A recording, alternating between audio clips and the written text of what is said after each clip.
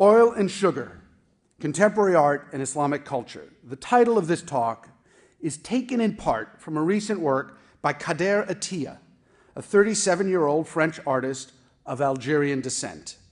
The conjunction of oil and sugar, unlikely, even incongruous materials, in the work of an artist born in one country, but whose roots lie in a different one, and whose past and present are intertwined with colonial and post-colonial histories, seems to me a perfect metaphor for any discussion of contemporary art and Islamic culture. This subject has preoccupied my thinking for the last decade, if not more, and brings together two of my principal concerns: an abiding interest in the long and rich traditions of Islamic art, and a deep commitment to contemporary art and artists. So I hope you will indulge me. This is, however, very much an emerging field, so what I want to do tonight is suggest several ideas that may provide a number of insights into the ways in which artists from regions that are predominantly Muslim navigate and explore the complex territory of the social, cultural, and political forces that are shaping their world. This will be, therefore, a tour d'horizon, touching down only occasionally to focus closely on key artists or works of art that I find especially significant. Let me quickly add that the artists I have chosen to highlight tonight represent only a fraction of the number of artists that could or even should be mentioned. This is a particularly apt time to be thinking about the relationship between contemporary art and Islamic culture. Interest in the Middle East has grown dramatically since the destruction of the World Trade Towers on September 11th, 2001, and the subsequent wars in Afghanistan and Iraq, events that resonate in the work of many of the artists I will mention. Regions that were once remote and at the periphery of European and North American knowledge have become central to any understanding of the world. We may not yet fully appreciate the difference between Shia and Sunni, Hezbollah and Hamas, but we are far more aware of the impact of what happens in Iran and Pakistan, Egypt and Lebanon on our lives than we were even a decade ago. It's also clear, if one takes the time to look, that there is a rapidly developing contemporary artistic practice throughout much of the Middle East and Asia that warrants our attention.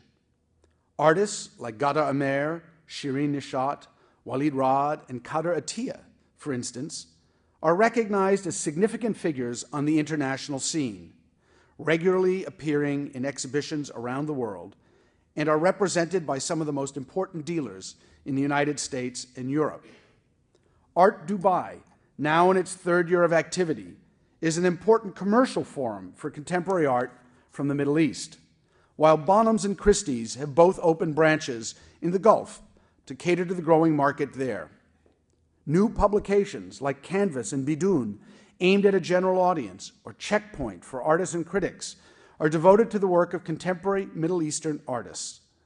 Specialized websites like the Fondation Arabe pour l'Image have also begun to pop up.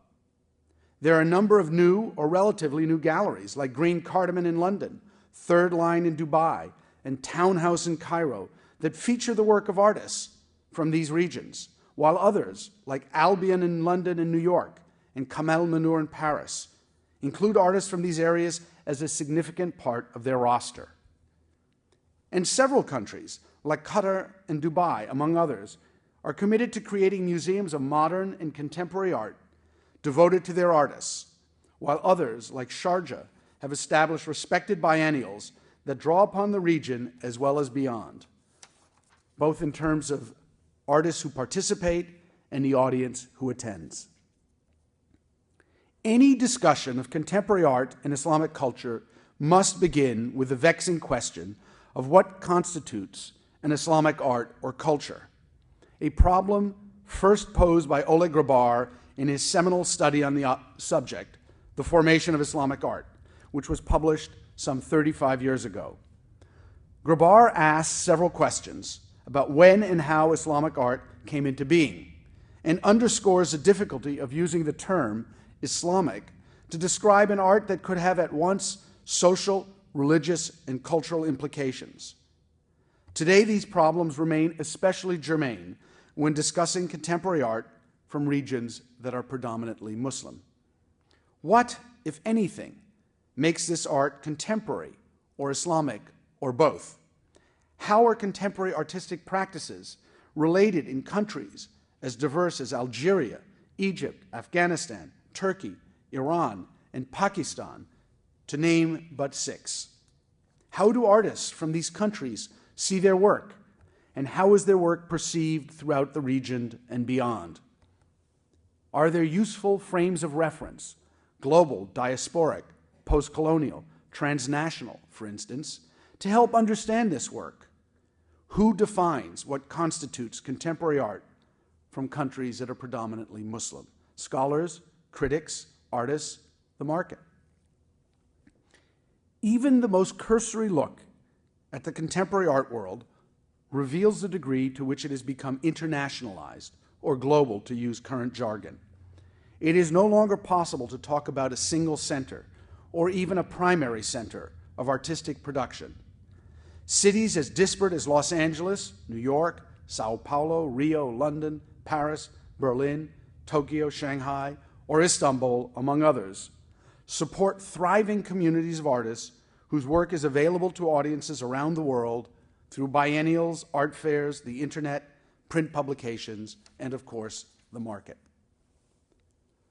All of the artists I will discuss tonight have found a way to work within this global system and have found a market that ensures they are well represented and that they have a core group of clients to support them. While the market has brought them a certain amount of success, it has also created a variety of issues that have yet to be fully resolved. The most significant of these is the need, especially on the part of galleries and auction houses, to sell the work of these artists in an identifiable way. And this has produced categories of description that are about marketing rather than understanding art. Since the term Islamic is so charged with potentially negative meanings, and in any event, not all that clear, the auction houses and some galleries have started to identify much of what is being made as Arab or Iranian. But these terms are equally problematic and exclusionary. Arab, in particular, raises the same kind of issues, at least from an epistemological point of view, as Islamic, and it assumes a pan-national identity for regions and artists that have distinct and different social and cultural structures, histories, and values. Moreover, many, if not all, of the artists I will mention are uncomfortable being specifically, if at all, identified either with the region from which they come or the culture out of which they work. They would argue that they are contemporary artists in the same way an artist born in the United States, Canada, or Italy is a contemporary artist, that the market's need to create a category for them is flawed, even if it may be inevitable. If these artists resist being identified either by their country of origin or their religious or cultural affinity, it is because they insist on their cosmopolitanism and the open and fluid exchange of ideas and images this enables. They may live, for the most part, in a diasporic condition, but their work embraces rather than rejects the possibility this condition creates. And it may be for this reason that their work often cuts across different media, from film and video to photography and performance, printmaking and painting. Just as their intellectual or cultural formation is shaped by ideas and influences from many different sources, so too are the ways in which they express themselves. The diversity of the media these artists use allows them to find multiple means of expression. Their cosmopolitanism, in this context, becomes a means of asserting their contemporaneity, an affirmation of their access to and familiarity with the most progressive artistic practices and ideas available anywhere in the world.